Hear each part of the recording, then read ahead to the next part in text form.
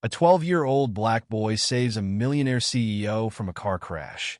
But when security arrives, they treat him like a suspect. What happens next leaves everyone speechless. The alarm buzzed at 6:15 a.m., and Marcus's hand shot out from under the thin blanket to silence it. He didn't need the second alarm today. He hadn't really slept anyway. Through the crack in his bedroom door, he could hear his mom's shuffling footsteps. She was home from her night shift at the hospital. "Marcus? You up, baby?" Her voice carried down the hallway, tired but warm. "Yeah, Mom, I'm up." He sat on the edge of his bed, rubbing his eyes. His school uniform hung on the back of his door, the same blue shirt and khaki pants he wore every day. The pants were getting a little short again. He'd grown an inch in the last month. In the kitchen, his mom Sarah was already making breakfast, still in her blue nursing scrubs. Dark circles hung under her eyes, but she managed to smile. "Got your homework done? Did it all before you left last night." Marcus pulled out a kitchen chair, the legs scraping against the linoleum floor. "You should get some sleep, Mom. I can handle breakfast. Just wanted to make sure you eat something proper." She slid a plate of eggs and toast in front of him. "I've got the evening shift tonight at the clinic. There's leftover chicken in the fridge for dinner." Marcus nodded, watching her suppress a yawn. Two jobs. Always two jobs since Dad left 4 years ago. The thought of his father made his jaw clench, but he pushed the feeling down, focusing on his breakfast instead. "I can pick up some extra hours at Mrs. Chin's store on weekends," he offered, not for the first time. "Help with the bills. You focus on school, baby. That's your job." She kissed the top of his head. "I'm heading to bed. Have a good day at school." Marcus finished his breakfast, packed his backpack, and headed out.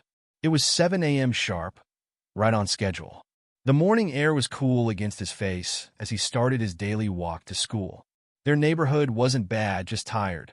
Paint peeling off houses, cars that had seen better days parked in driveways, chain-link fences separating small yards. But 3 blocks over, everything changed. The transition was always jarring. Suddenly, the sidewalks got wider and cleaner. The houses grew bigger, with manicured lawns and security systems. Luxury cars lined the streets, their paint gleaming in the morning sun. Marcus kept his head down as he walked, his footsteps echoing off the empty sidewalk.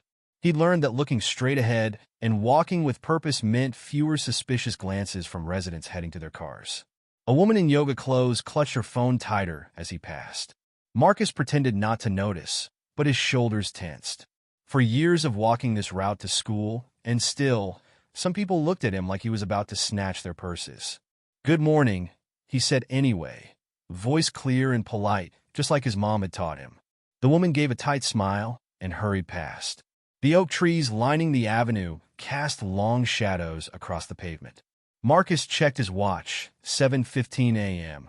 Right on time.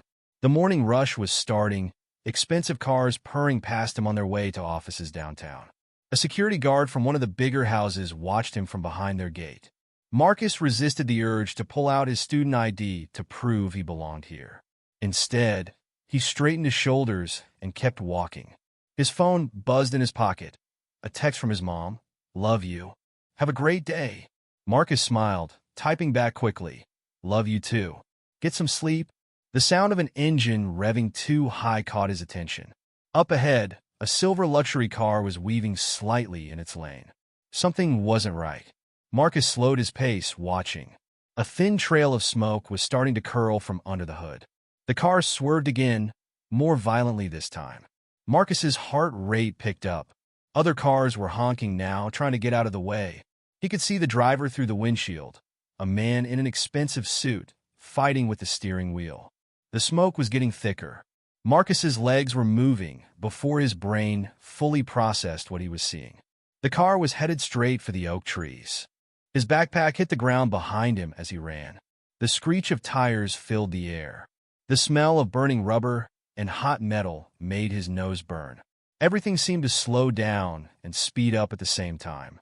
The car was coming right at him. His mom's voice echoed in his head. "Sometimes being brave means being scared and doing the right thing anyway." Marcus took a deep breath and stepped forward. The next few seconds would change everything. "Hey," he shouted, waving his arms. "Turn the wheel. Turn it now." The silver car lurched toward him, smoke pouring from its hood. This was either going to be the bravest or the stupidest thing he'd ever done. Marcus planted his feet on the sidewalk and raised his hands. The morning sun glinted off the car's hood as it careened toward him. And in that moment, standing there with his heart pounding and his hands raised, Marcus knew there was no turning back. The silver car was seconds away from impact, and time seemed to stretch like rubber. In the distance, a church bell started to toll 7:30. Marcus took one last deep breath and prepared to act. The screech of tires against pavement filled the air like a scream. This was it. Time snapped back into normal speed, and Marcus's world exploded into chaos. The silver car slid sideways, smoke billowing from its hood. Marcus's heart hammered in his chest as he ran alongside it, keeping pace with the driver's window. "Turn off the engine," he shouted, his voice cracking. "Pull the emergency brake." The driver's face was pale with panic. His hands gripped the steering wheel, so tight his knuckles were white. Their eyes met through the window. "I can't. The brakes aren't responding." The man's voice was muffled through the glass. The car kept sliding, picking up speed as it headed toward the massive oak tree at the curve of the road. Marcus's sneakers pounded against the pavement as he ran. His lungs burned. The car was doing maybe 30 miles per hour, but the smoke was getting thicker. He could smell burning oil and rubber. "You need to get out," Marcus yelled, still running. "Now!" The driver tried his door. It wouldn't budge. The impact of whatever had caused the mechanical failure had jammed it shut. Marcus spotted the back door. It wasn't completely aligned with the frame. Maybe, without thinking about what he was doing, he grabbed the handle and yanked. The door swung open with a metallic groan. "Unbuckle and climb back," Marcus shouted. "Quick!" The man fumbled with his seatbelt. The car was still moving, still sliding toward the tree. 20 feet away. 15. "I can't reach." The man stretched toward the back seat, but his suit jacket restricted his movement. Marcus did the only thing he could think of. He jumped into the moving car. The smell of smoke was overwhelming inside. His eyes watered as he grabbed the man's arm. "Push your seat back. All the way." The driver found the lever. His seat slid backward with a click. 10 feet from the tree. "When I pull, you push with your legs." Marcus braced himself against the back seat. His hands were slick with sweat as he gripped the man's suit jacket. 5 feet. "Now!" They moved together. The man pushed with his legs while Marcus pulled with everything he had. The driver's body slid between the seats just as the front of the car clipped the tree's massive trunk. The impact threw them both backward. Marcus's head smacked against the window. Stars exploded behind his eyes. "Out! Get out now!" He shoved the back door open and practically pushed the man onto the grass. Marcus scrambled out after him. They hadn't made it 3 steps when a loud pop came from under the hood. Flames licked up through the grill. "Down!" Marcus tackled the man, pushing him further from the car. They hit the ground just as a small explosion rocked the morning air. Heat washed over them. The sound of breaking glass tinkling against pavement filled their ears. For a moment, they just lay there in the grass, breathing hard. Sirens wailed in the distance. The man rolled onto his back, his expensive suit covered in grass, stains, and dirt. You saved my life." His voice shook. "I'm Alexander Thompson. I own—" Sir, are you all right?" A black SUV screeched to a halt nearby. 2 men in dark suits jumped out, running toward them. Marcus started to stand up, but one of the security guards grabbed his arm roughly. "Don't move." "What did you do to Mr. Thompson's car?" The second guard moved between Marcus and Alexander, his hand hovering near his hip. "What? No, I didn't." Marcus tried to explain, but the grip on his arm tightened. "He's just a kid," the first guard said, but his tone was suspicious. "Probably tried to steal the car." "Call the police," the second guard ordered, pulling out his phone. "Wait." Alexander struggled to his feet. "Stop this immediately. This young man just saved my life." The guards exchanged looks, but didn't release Marcus. "I said release him. Now." Alexander's voice had changed, taking on an edge of authority that wasn't there before. The hand on Marcus's arm disappeared. He rubbed the spot where the guard's fingers had dug in. "Sir, we should still file a report." The second guard started. "The only report that's going to be filed is about your immediate termination if you don't back away from this young man right now." Alexander straightened his ruined suit jacket. "He pulled me out of that car seconds before it exploded. If he hadn't been here—" The guard stepped back, but Marcus could feel their eyes on him. His heart was still racing, but now it wasn't from the rescue. He knew those looks.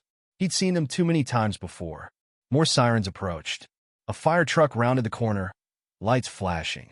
Behind it, 2 police cars. "Please," Alexander turned to Marcus, "let me thank you properly." "What's your name?" "Marcus," he said quietly, very aware of the growing crowd of onlookers. "Marcus Williams." "Marcus," Alexander pulled out his wallet. "What you did was incredibly brave. Please, I need to get to school." Marcus took a step back. The crowd was getting bigger. People had their phones out, recording. Some were pointing at him, whispering, "I'm already late. At least let me give you something for... I don't want your money." The words came out sharper than he intended. Marcus took another step back. I need to go." "Let me give you a ride," Alexander offered. "My assistant can..." But Marcus was already moving, pushing through the crowd. He could hear Alexander calling after him, but he didn't stop. His backpack was still on the sidewalk where he'd dropped it. He snatched it up without breaking stride. The sounds of sirens and voices faded behind him as he walked quickly down the street. His hands were shaking. His school uniform was smudged with smoke and grass stains. His phone buzzed in his pocket. Probably his mom, seeing if he'd made it to school okay. Marcus walked faster, trying to put as much distance between himself and the scene as possible. But he couldn't outrun the memory of those suspicious looks, the guard's grip on his arm, the immediate assumption of guilt. He'd saved someone's life, and their first thought was that he must be a criminal. The morning sun was fully up now, making the expensive houses around him gleam. But they seemed colder somehow, more unwelcoming than ever. Marcus checked his watch. 8:05 a.m. He was late for school. At least there, he thought. He knew exactly what was expected of him. But as he hurried down the familiar streets, the weight of what had just happened settled over him like a heavy blanket. Nothing about this day was going to be normal anymore. His arm still hurt where the guard had grabbed him. And somewhere behind him, a silver car smoldered in the morning sun, while a man in a ruined suit tried to make sense of what had just occurred. Marcus walked on, his footsteps echoing off the empty sidewalk, carrying him away from a moment that would change everything. But he couldn't shake the feeling that this wasn't over. Not by a long shot. Marcus slipped into his first period class 20 minutes late. His shirt still smelled like smoke. "Mr. Williams." Mrs. Parker stopped writing on the whiteboard. "Care to explain your tardiness?" 26 pairs of eyes turned to look at him. Marcus's throat felt dry. "There was a car accident," he said quietly. "On Oak Avenue. Take your seat."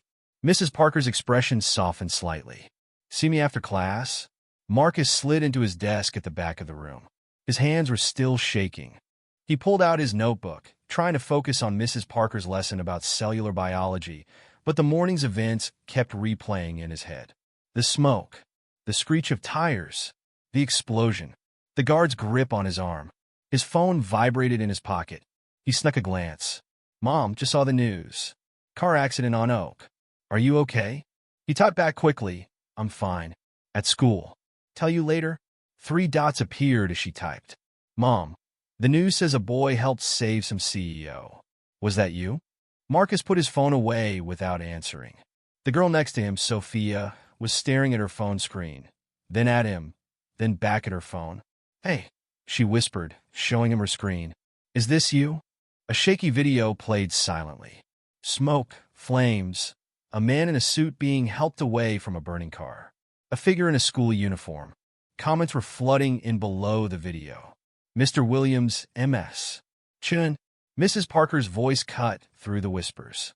"Something you'd like to share with the class?" "No, ma'am." Marcus stared at his notebook, but he could hear the murmurs spreading through the classroom. The bell couldn't ring fast enough. Marcus stayed in his seat as other students filed out, some giving him curious looks. Mrs. Parker waited until the room was empty. "Marcus, I saw the news alert about the accident. Are you sure you're all right?" "Yes, ma'am." "Do you need to see the nurse?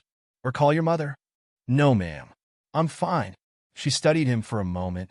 All right, but if you need to talk, can I have a pass to my next class? She wrote him a note. As he reached for it, she added, What you did was very brave, Marcus. He took the pass without responding and headed to his next class.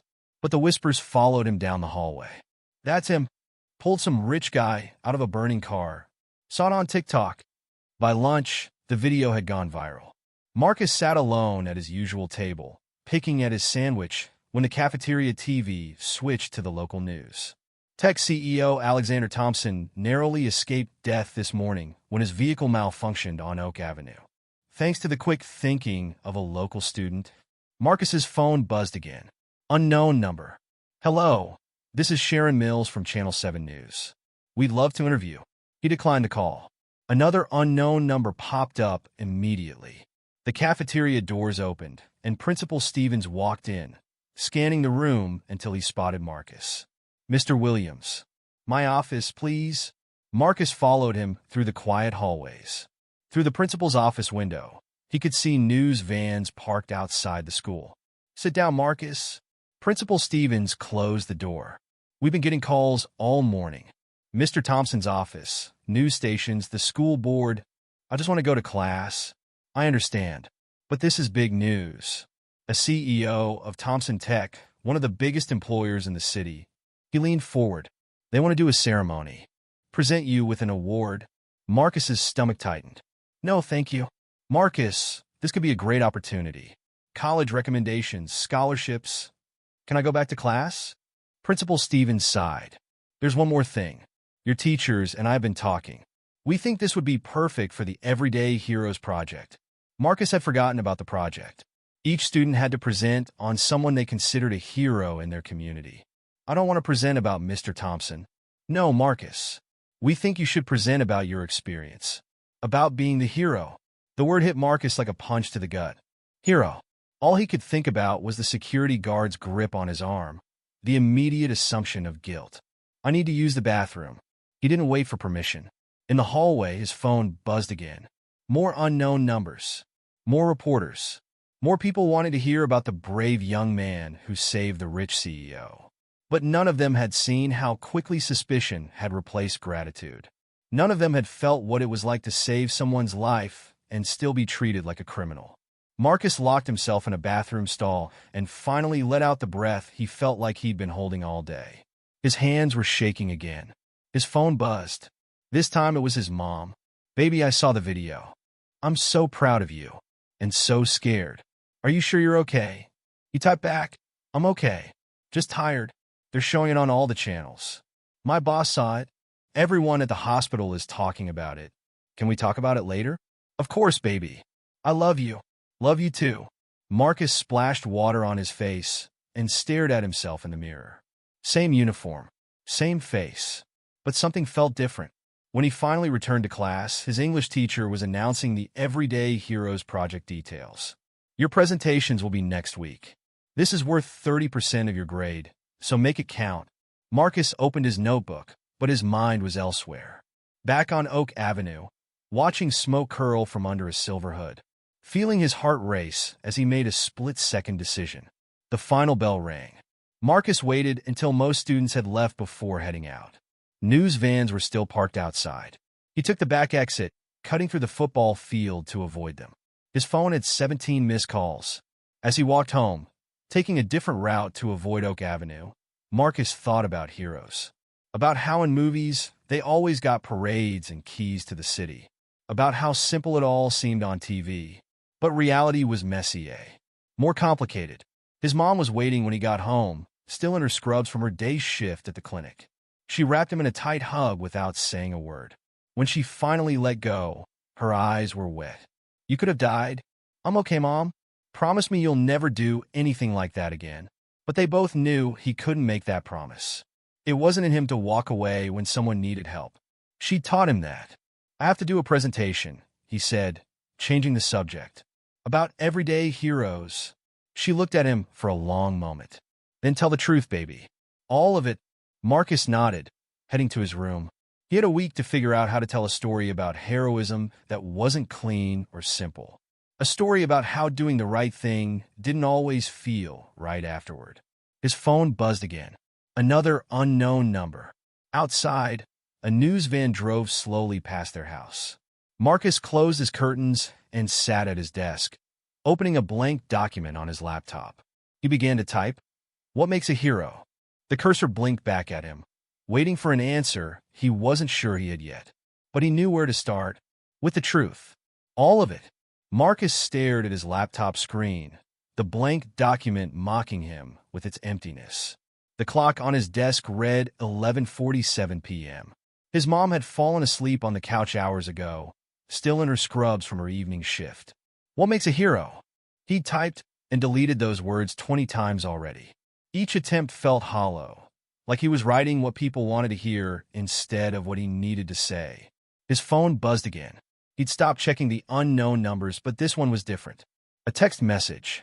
"Marcus, this is Alexander Thompson. Please call me when you can. We need to talk." Marcus's finger hovered over the delete button. Another message came through. "I fired those security guards today. What they did was inexcusable. I'd like to make this right." The cursor on his screen kept blinking. Marcus pushed his laptop away and picked up his phone. His thumb shook slightly as he pressed call. "Marcus?" Alexander answered on the first ring. "Thank you for calling. I wasn't sure you would. It's late." "Yes, I apologize. I've been trying to reach you all day." Papers shuffled in the background. "First, I want you to know those guards were terminated immediately. Their behavior was... There's no excuse for it." Marcus said nothing. "I'd like to make this right. Whatever you need, college fund, job opportunities, anything. I don't want your money, Mr. Thompson." "Then what do you want?" The question caught Marcus off guard. What did he want? To go back to being invisible on his walk to school? To forget the way those guards had looked at him? "I have to go. I have homework." "Wait, please. I heard about your school presentation. About everyday heroes." Marcus's hand tightened on the phone. "How did you dash? Your principal called my office. They want me to attend." "No." The word came out sharp and fast. "Please don't." Silence stretched between them. "May I ask why?" Alexander's voice was careful, measured. Marcus looked at his laptop screen, at the blinking cursor waiting for him to explain what makes a hero. "Because..." He took a deep breath. "Because this isn't about you." More silence. "I understand," Alexander said finally. "But Marcus, what happened that morning, both the rescue and what came after, it matters. It's important." "Important to who?" "To everyone who needs to learn from it. Including me." Marcus heard the sincerity in Alexander's voice, but his arm still remembered the guard's grip. "I have to finish my homework." "Of course." "But Marcus, thank you. Not just for saving my life, but for this conversation. For your honesty." After hanging up, Marcus opened his laptop again. The cursor was still blinking, but now words started flowing. A hero isn't someone who does something brave. A hero is someone who does something right, even when it costs them something. Even when it hurts. He wrote until his eyes burned, until the sky outside his window started turning gray. Morning came too soon. His mom found him asleep at his desk. "Baby," she shook him gently. "You need to get ready for school." Marcus lifted his head from the keyboard. His neck ached. "What time is it?" 6:30. "Did you stay up all night working on your presentation?" He nodded, rubbing his eyes. "Want to tell me about it?" Marcus looked at the pages he'd written. "It's not what they're expecting." "Good." She kissed his forehead. "Those are the stories that need telling most."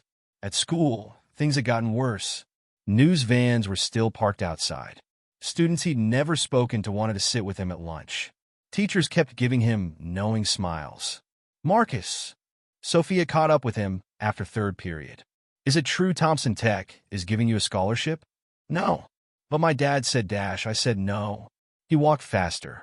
In English class, the teacher announced presentation dates. Marcus was scheduled for Friday, 3 days away. His phone buzzed during lunch.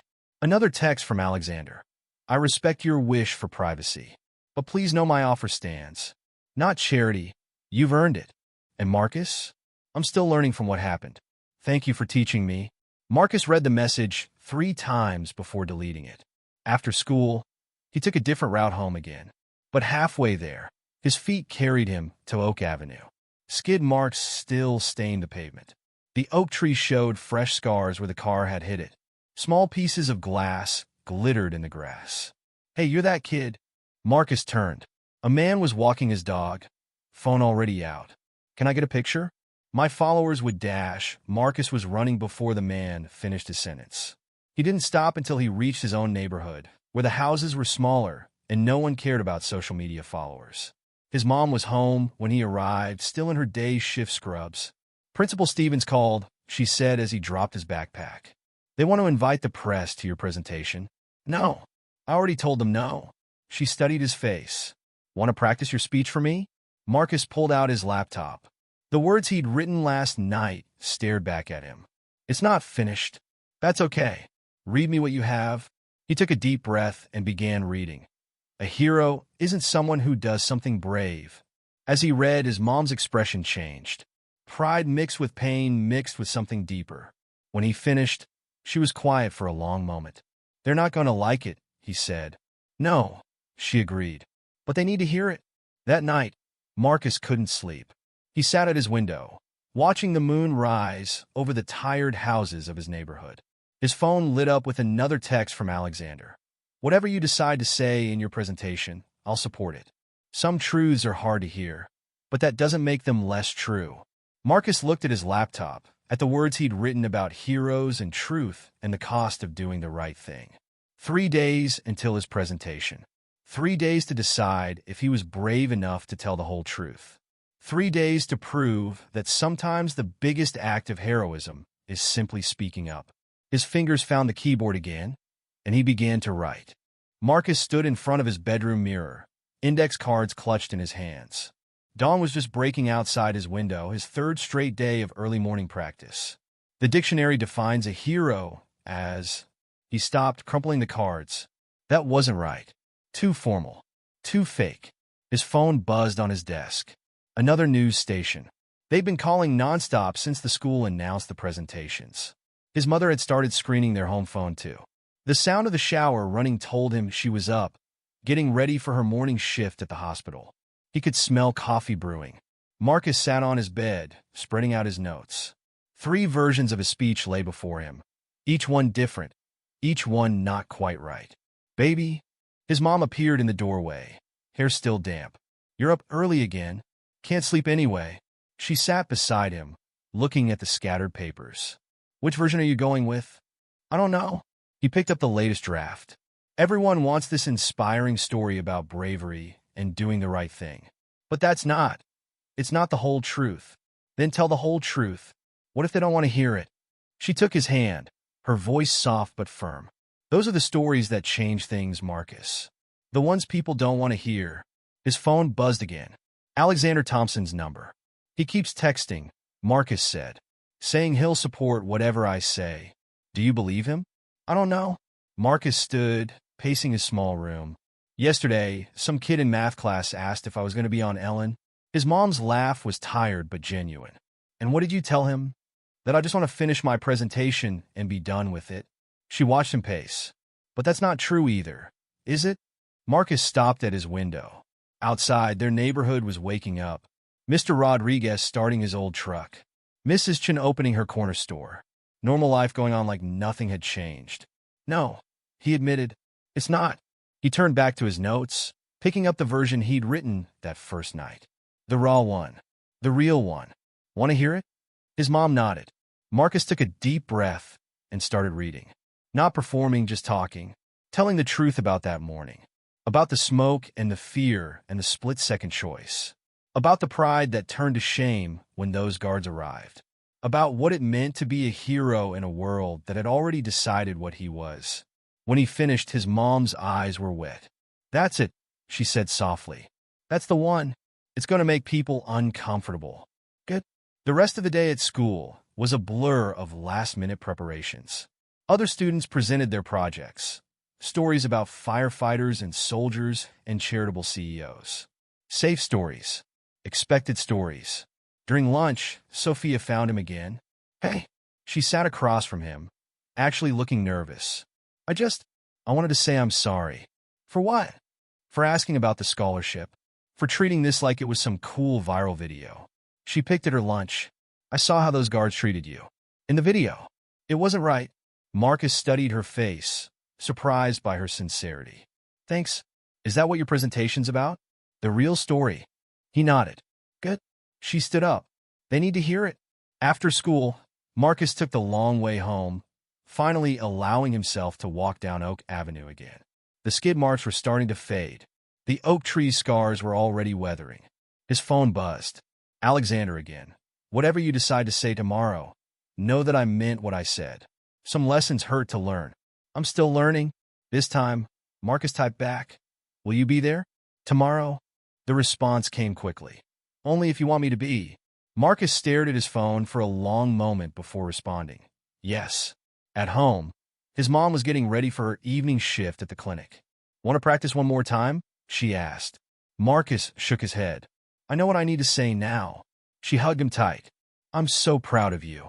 Not just for saving that man. For this. That night, Marcus couldn't sleep again. He sat at his desk, reading over his speech one last time. No cards, no formal structure. Just the truth. His phone lit up. A text from Principal Stevens. News crews are confirmed for tomorrow. The school board is excited about the publicity. Marcus didn't respond. Let them be excited. Let them think they knew what was coming. Another text from Alexander. I'll be there. And Marcus? Thank you for letting me be part of this. Outside his window, the moon cast long shadows across his neighborhood. Tomorrow, everything would change again. But this time, he was choosing how. Marcus closed his eyes, his speech memorized not in his head, but in his heart. Tomorrow he would stand up and tell the truth about heroes. About how sometimes being brave means speaking up when people want you to stay quiet. About how doing the right thing isn't always clean or simple. His mom's words echoed in his mind. Those are the stories that change things. He was ready. The world might not be, but he was. The school auditorium buzzed with excitement.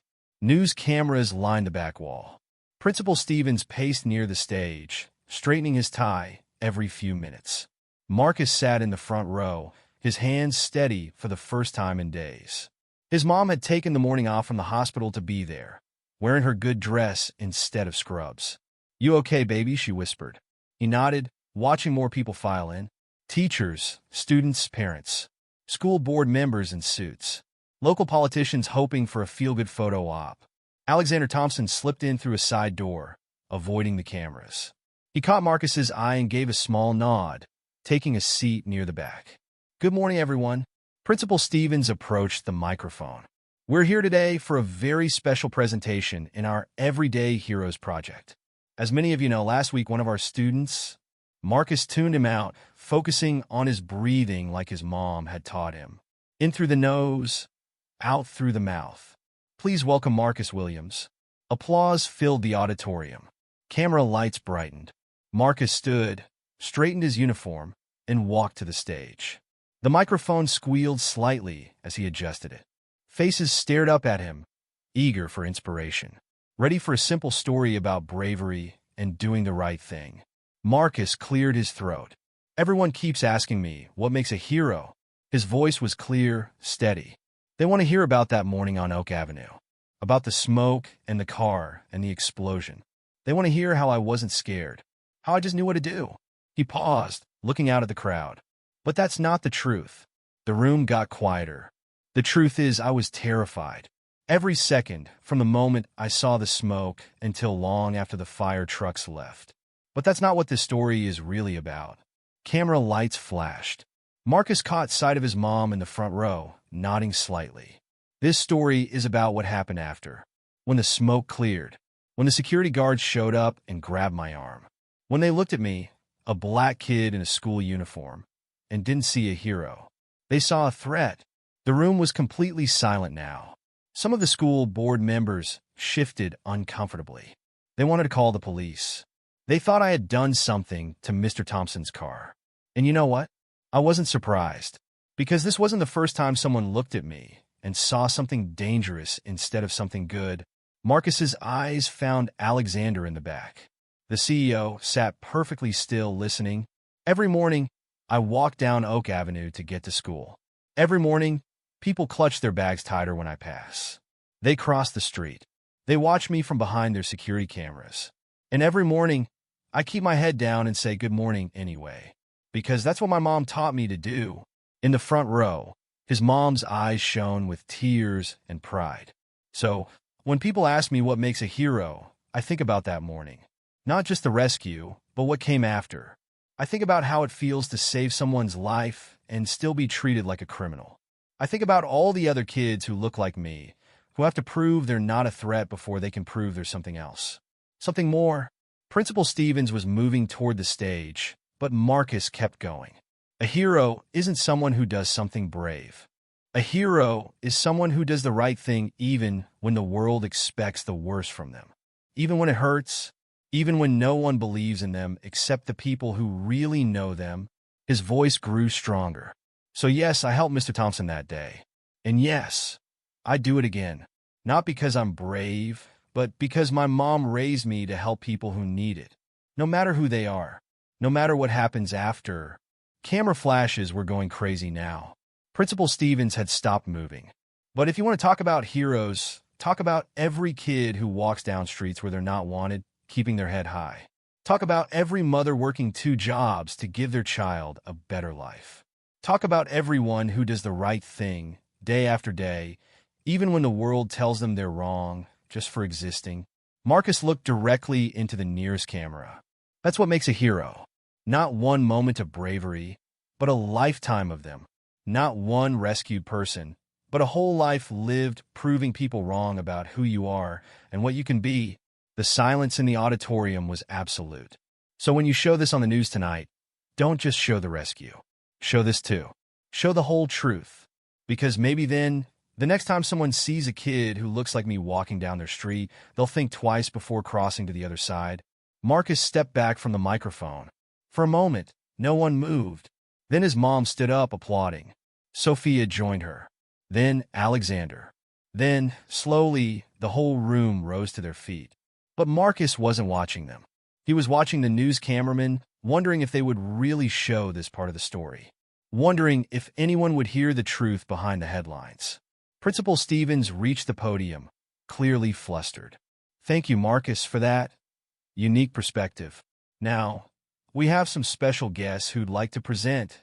No, thank you. Marcus spoke clearly into the microphone. I don't want any awards. I just wanted to tell the truth. He walked off the stage, past the principal, past the waiting politicians with their certificates and photo ops. His mom met him at the bottom of the stairs, wrapping him in a fierce hug. That's my boy, she whispered. That's my brave, beautiful boy. Over her shoulder, Marcus saw Alexander standing nearby, tears in his eyes. The CEO nodded once, respect clear on his face. The auditorium was chaos now. Reporters shouting questions. School board members huddling together. Students talking excitedly. But Marcus felt peaceful. Lighter somehow. He had told the truth. All of it. Whatever happened next was up to them. The day after his presentation, Marcus's speech was everywhere. News channels, social media, YouTube. Comment sections exploded with debate. Some praised his courage to speak truth. Others called him ungrateful, angry, too political. You started something, his mom said over breakfast, scrolling through her phone. Listen to this. William's speech forces uncomfortable but necessary conversations about heroism and racial bias. Marcus pushed his cereal around. Are you worried? About backlash. She put her phone down. Baby, I've been worried since the day you were born. But that's never stopped us from doing what's right. His phone buzzed. Alexander Thompson again. Your speech is making waves at Thompson Tech. Board meeting today to discuss company-wide bias training. Would you be willing to meet? Not for publicity, for real change. Marcus showed the text to his mom. What do you think? He asked. She studied the message. I think it's up to you. But maybe this time, you won't be walking in alone. Marcus typed back. When and where? The response came quickly, my office. After school. Bring your mother if she's available. No press. At school, everything was different. Teachers who had ignored him for years now wanted to discuss his speech in class. Students who had never spoken to him started conversations in the hallway. That was brave, a senior girl told him between classes. What you said about walking down Oak Avenue. My brother deals with that every day. Principal Stevens called him to the office during third period. The school board is concerned, he said, not quite meeting Marcus's eyes. They feel the presentation wasn't quite what we expected. It was the truth. Yes, well, he shuffled papers on his desk. Mr. Thompson called. He's starting some kind of mentorship program. We're meeting today. Another shuffle of papers. Just keep things professional, Marcus. The school's reputation. Is that all, sir? After school, his mom picked him up in her old Honda. She had changed into a simple blouse and slacks after her morning shift. Thompson Tech headquarters rose like a glass mountain in downtown. The security guard at the entrance actually smiled at them, checking their IDs with professional courtesy. Alexander met them in the lobby himself, shaking their hands warmly. Thank you for coming, he said, leading them to a private elevator. Your speech, it changed things here. Made us look hard at ourselves. His office took up half the top floor. Floor-to-ceiling windows offered a view of the entire city. Marcus could see Oak Avenue from here, a tree-lined strip cutting through neighborhoods that looked so similar from above. Please sit. Alexander gestured to a conference table. No cameras, no press, just them. I've been doing a lot of thinking, he began. About that morning, about what happened after, about how many times I've missed seeing things like that because they didn't happen to me. He pressed a button and a screen lowered from the ceiling. This is what I want to propose. Not charity, not publicity, real change. The screen filled with plans for a mentorship program. Not just at Marcus's school, but across the city. Internships, technology training, college preparation. We want to start with your school, Alexander explained. But not just a feel-good program. Real opportunities, real support. Marcus's mom leaned forward. Who runs it? That's why you're here.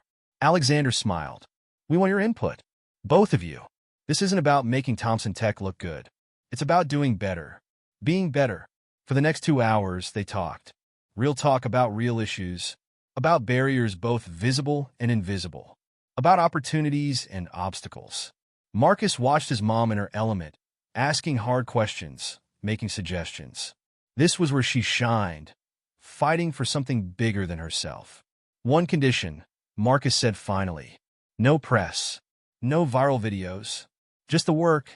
Alexander nodded. Agreed. This isn't about headlines.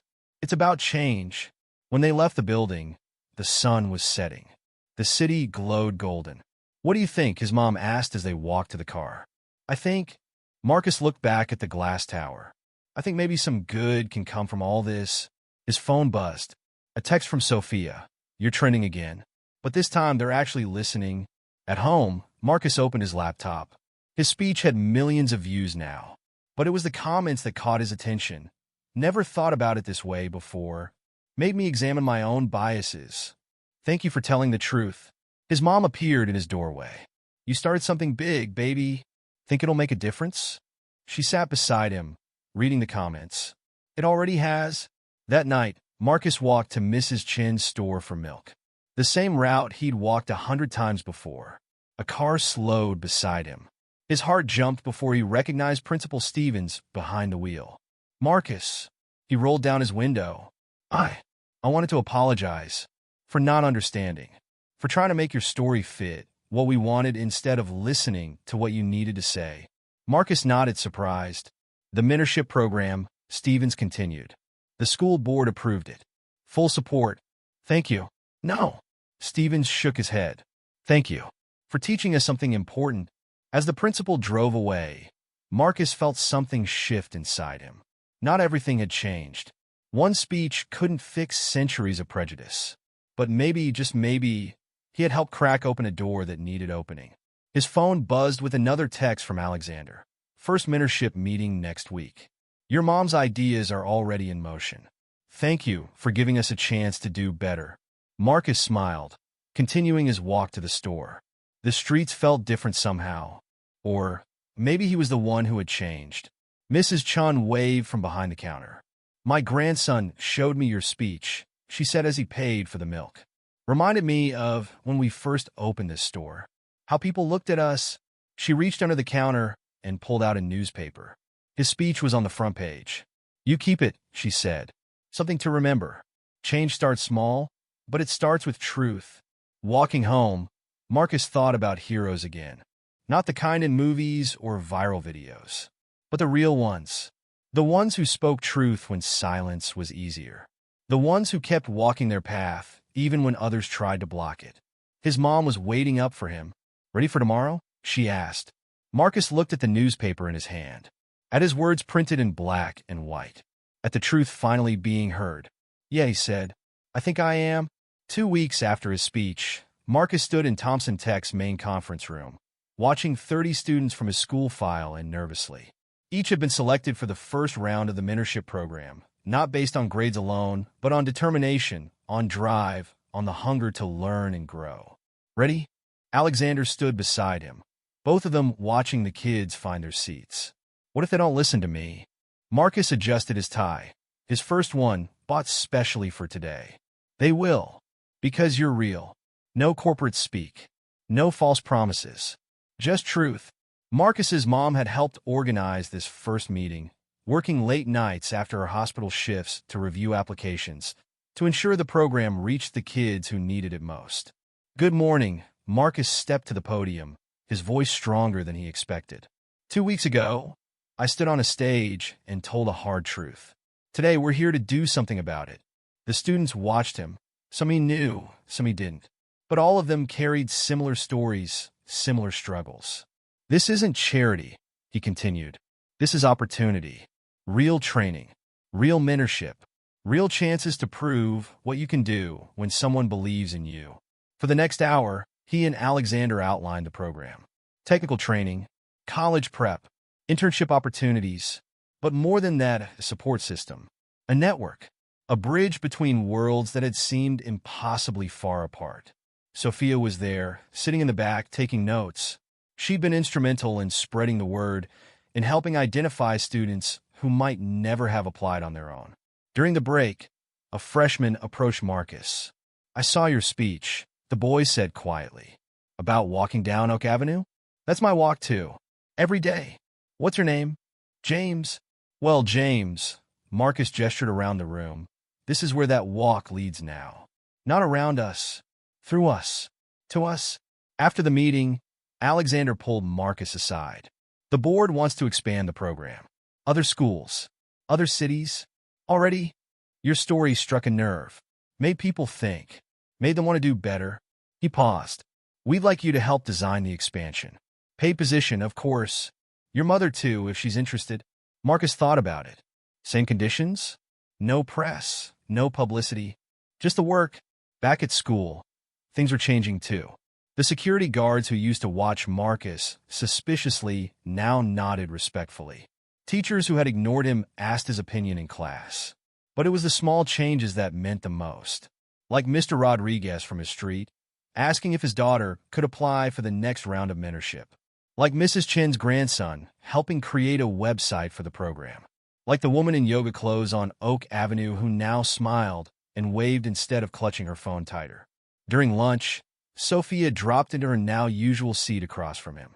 "The mentorship group chat is blowing up," she said, showing him her phone. "They can't believe it's real. Actual internships. Actual training." "Believe it," Marcus smiled. "This is just the beginning." His phone buzzed, a text from his mom. "Hospital board heard about the program. Want to start something similar for medical training. Proud of you, baby." Principal Stevens had changed too.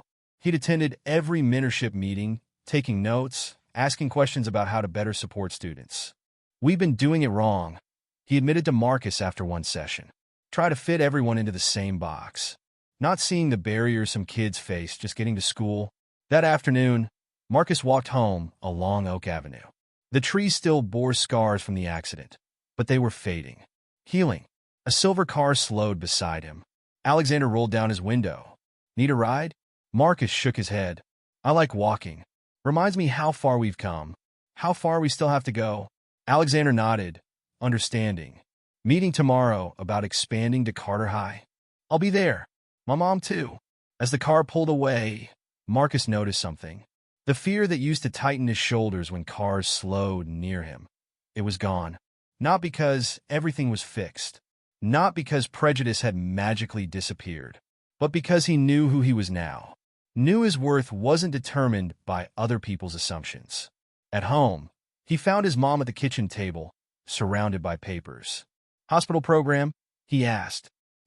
We're calling it Bridge to Medicine, creating paths for kids who never thought they could be doctors. Marcus sat beside her, looking at her notes. Her handwriting was tired but determined. You know what the best part is? She said, not looking up. These kids in the program? They're already talking about how they're going to help the next group coming up. Building bridges behind them, not just in front. His phone buzzed. A message from James, the freshman. Made my first app today. Small one, but it works. Then another from Sophia. Carter High students want to know when they can apply. Words spreading. And one from Alexander. Board meeting tomorrow. Full funding approved for expansion. Your vision is becoming reality. Marcus looked at his mom, still working on her medical program. At the Thompson Tech badge on his desk. At the newspaper clipping Mrs. Chun had given him, now framed on his wall. Think we're making a difference? He asked. His mom looked up, smiling. Baby, we're not just making a difference. We're making a new normal. Outside, the sun was setting over Oak Avenue. From his window, Marcus could see kids walking home from the library, from sports practice, from the first week of mentorship sessions. Walking tall, walking proud, just walking without fear or hesitation. Small changes, real changes, one step at a time. 6 months had passed since the accident on Oak Avenue. The morning air was crisp with early autumn as Marcus stepped out of his house, adjusting the Thompson Tech employee badge that now hung around his neck. His mom was already gone. Early meeting at the hospital about her Bridge to Medicine program, which had just accepted its first round of students. Her old Honda sat in the driveway, recently repaired with her new program director salary. Marcus checked his watch. 7 a.m. Right on schedule. But this morning was different. As he turned onto Oak Avenue, he wasn't alone. James, the freshman from the first mentorship group, fell in a step beside him. Then Maria from his math class. Then 2 sophomores from Carter High.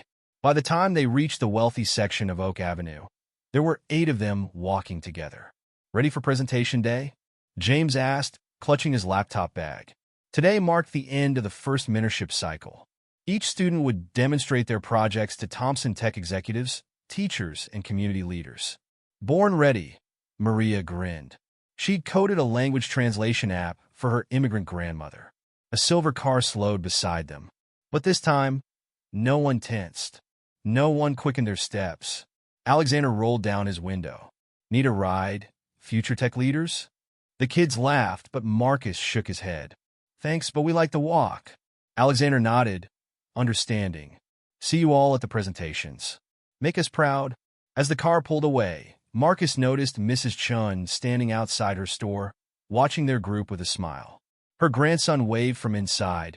He'd been hired as a junior programmer at Thompson Tech last month. Hey, Marcus. A voice called from across the street. The woman in yoga clothes, Susan, he knew her name now, waved as she jogged past. Good luck today. The oak tree that had once been scarred by the accident now bore a small plaque. Site of the first bridge. Where change began, the school board had fought the plaque's wording, wanting something more traditional. But the students had insisted. This wasn't about heroism or rescue. It was about change. At Thompson Tech headquarters, the lobby was buzzing with excitement. Parents, teachers, and executives mingled while students set up their presentations. Marcus's mom was already there, beautiful in her new suit, talking with hospital administrators about expanding the medical program. Nervous? Sophia appeared beside him, tablet in hand. She'd been documenting the program's progress for her senior project. Nah. Marcus watched his students prepare. They've got this. Principal Stevens hurried over. Marcus, the superintendent, is here. And 3 other districts want to know how they can implement similar programs. Send it to my mom. Marcus smiled. She's the real organizer. The presentation room filled quickly. Alexander took his usual seat in the back. No fanfare, just quiet support. James went first, demonstrating the community alert app he created. Then Maria with her translation program.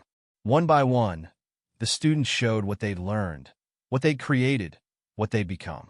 Marcus stood at the back, pride swelling in his chest. These weren't just tech projects. They were solutions to real problems in their communities. Bridges being built in all directions. During the break, his phone buzzed with a text from Alexander. Board just approved funding for 10 more schools. Your mother's medical program, too. This is just the beginning. Marcus looked around the room. At James, explaining his app to wide-eyed middle schoolers. At Maria, teaching elderly visitors how to use her translation software. At his mom, building her own bridges in the medical world. Principal Stevens approached, actually smiling. You've changed things, Marcus. Not just at our school. Everywhere. We all did, Marcus corrected. By telling the truth. By doing the work. After the presentations, Marcus walked his students out. More kids were waiting in the lobby, eager to apply for the next cycle. See you tomorrow? James asked as the group dispersed. Same time, same place, Marcus nodded. The walk's always better together. Outside, the autumn sun lit up Oak Avenue. His mom waited by her car.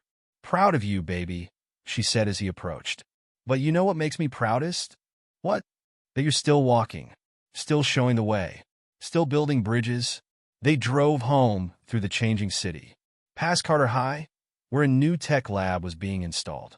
Past the hospital, where young students in his mom's program were learning to see themselves as future doctors. Past Mrs. Chen's store, where a coding club now met every weekend. At home, Marcus found a letter from the city council.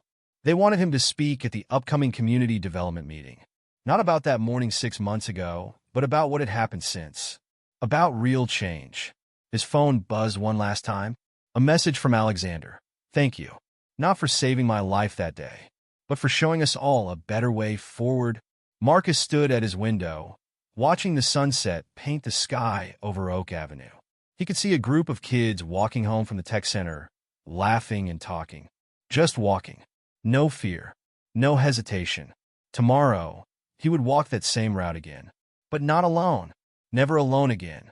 Because that's what bridges do. They connect. They support. They make a way where there wasn't one before. His mom appeared in his doorway. Ready for tomorrow? Marcus smiled, thinking of all the footsteps that would join his on Oak Avenue in the morning. All the bridges still to be built. All the paths still to be walked. Yeah, he said, I'm ready. And he was.